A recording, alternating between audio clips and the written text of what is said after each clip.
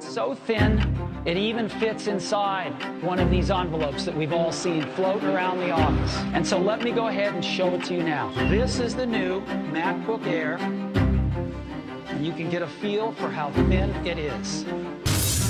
There's something in the air, and there always has been. The world's thinnest notebook. That is how it was first introduced to us all those years ago. Back at the start of this year, Apple kind of caught us all with our trousers down as they threw a load of new goodies our way. Were they supposed to be released gradually late last year? Who knows?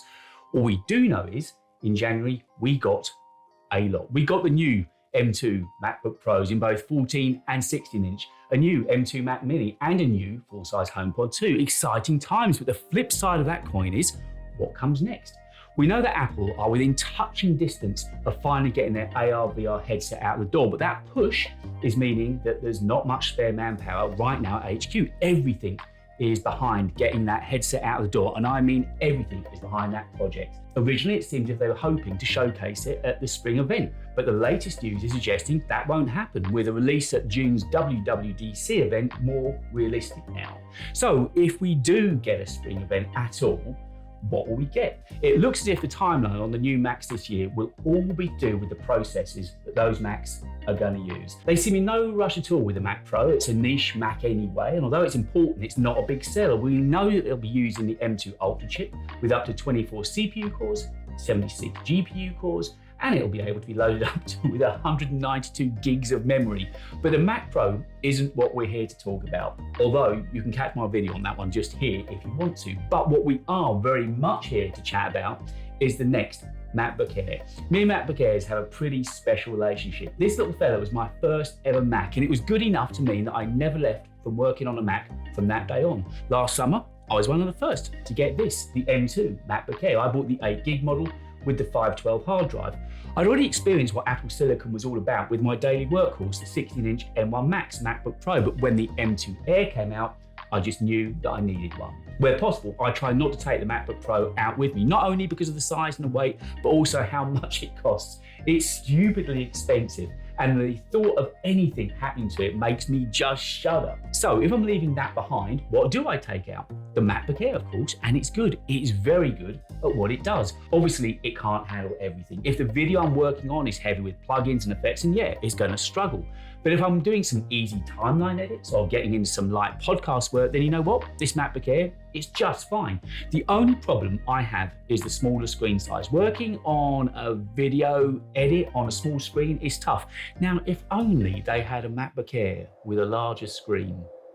Like all Apple Silicon Macs, it's got a super battery life that means you get used to leaving home without a charger and never even giving it a second thought. When this M2 Air came out, it was the first time the iconic MacBook Air had been redesigned since we first saw it nearly 15 years ago. Gone was that famous tapered wedge shape, now it's all square and angular, looking very butch, much like a mini lightweight MacBook Pro, but slim and dainty as it is, it's not lacking grunt. This gorgeous bright 13.6-inch Retina display with much, much slimmer bezels lulls you into thinking it's actually bigger than it is. The smooth curve around the bottom edge feels better in the hand than the sharp edge of the old design, which also makes it easier to work on for longer spells. And talking of working on it, the keyboard is as Apple as any other keyboard. And they even gave it back a row of full height function keys too. They dumped the speaker grills on either side, making the keyboard feel even bigger.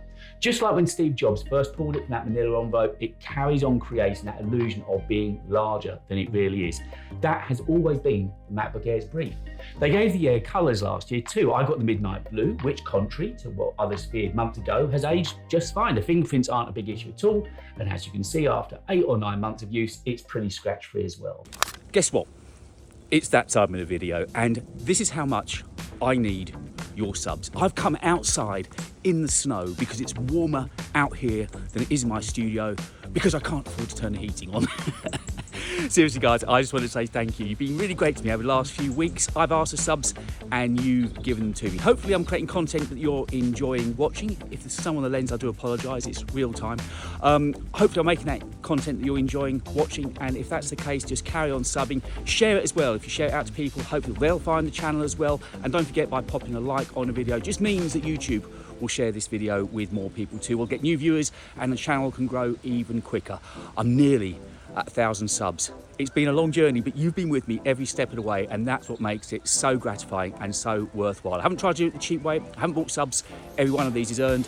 And as I say, I can only say thank you very much indeed. If you fancy catching up with me at the weekends, then I send a newsletter out every week. It's super free. All you've got to do is leave me your email address. Details are below in the description. Can't have hands out, it's too freezing.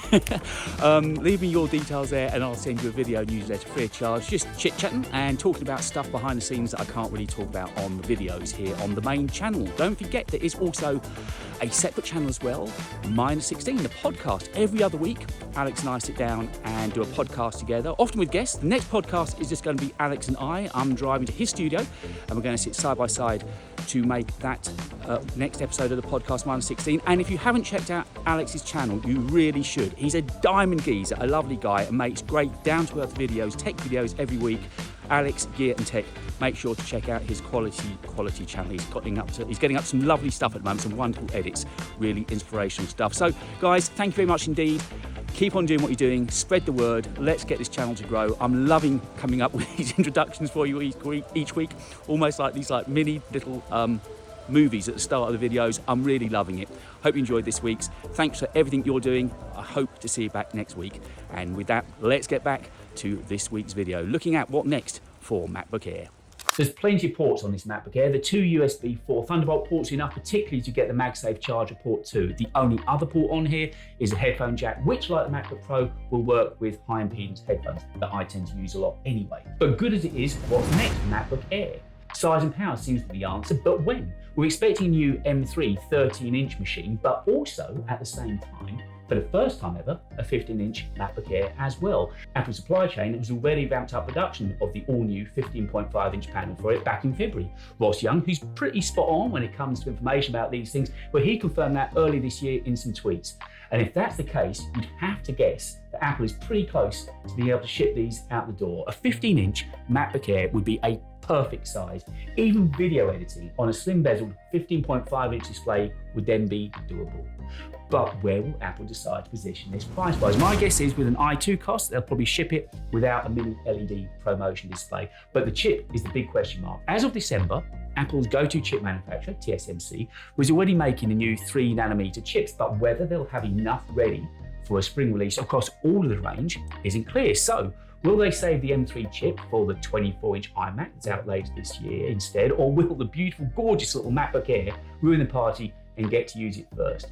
Possibly, as the 15-inch is all new, that'll be enough to keep the tills busy, and people would buy it just because it's a 15-inch MacBook Air, even if it is still built on the old 5nm M2 silicon. But they do launch the 15-inch Air with M2, it could be with us in as soon as a few weeks' time. Yeah, it's sort of going to date a little bit quicker because of the M2 chip, but I dare say that curiosity of that larger 15-inch screen will be enough to carry it through for a while anyway. Then we'd get the M3 series 13-inch MacBook Air at WWDC.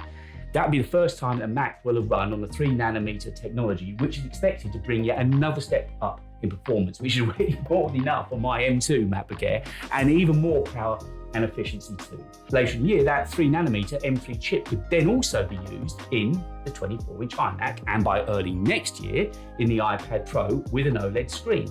The M2 chip was only ever a stopgap chip anyway, while we've got the M3 chips ready to ship, and it'll move them another stage closer to their dream of getting Macs on an annual upgrade cycle similar to the A-series Bionic chips in iPhone. The MacBook Air has served me really well this past year. I always forget just how good it really is.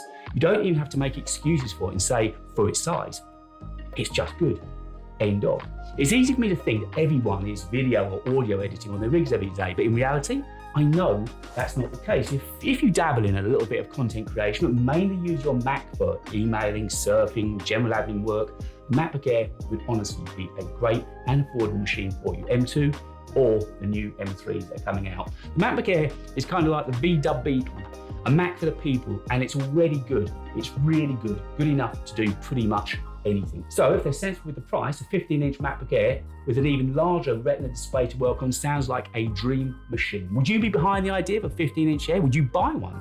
Would you like to see more fresh colours? Or do you think they should play the long game and wait to bring out all of the new MacBook Airs together later this year with M3 inside? I'm looking forward to the idea of trying it out for sure, and also the M3 24-inch iMac 2. So although this year is set to be quieter than some of the recent years, what with the new MacBook Airs, iMac, Mac Pro, iPhone 15 and the headset, there is still plenty to look forward to. Guys, thank you for coming back week after week. And don't forget, just hitting that sub button makes a huge difference to me and the channel. Every sub really does matter. If you fancy seeing what I made of AirPods Pro, check out this video here, or play Lucky Dip and see what YouTube think you'll want to watch over there. Thanks guys, I'll be back with you next week.